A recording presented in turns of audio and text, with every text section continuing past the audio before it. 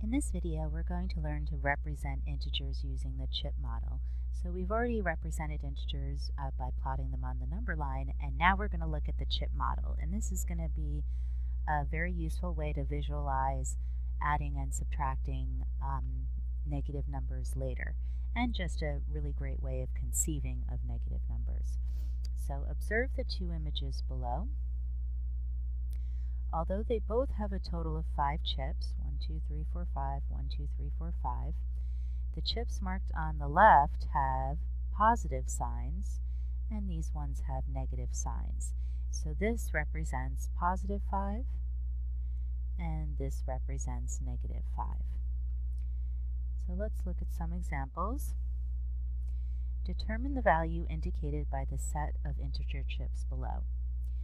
Well, here we have 1, 2, 3 chips, and they have plus signs, so this is, we could write positive 3 or just 3.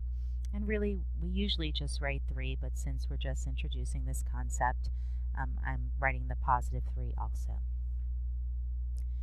For B, notice we have 1, 2, 3, 4 chips, and they're all red, which are negative, so this would be negative 4. Now looking at C, notice we have some positive chips and some negative chips.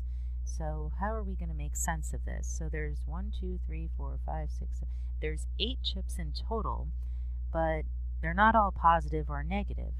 So what we're going to do is think of these as pairs that can cancel out. So if you lose $1, negative 1, and then you win $1, positive 1, there's really been no change to how much you've won or lost. So a negative and a positive put together,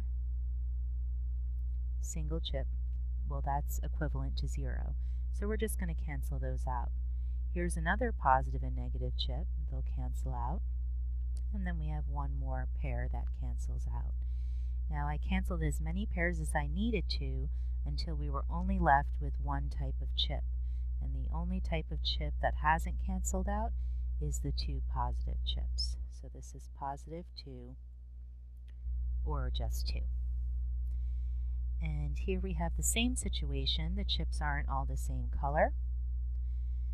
So here we only have one positive chip. I'm going to cancel it out with this negative chip.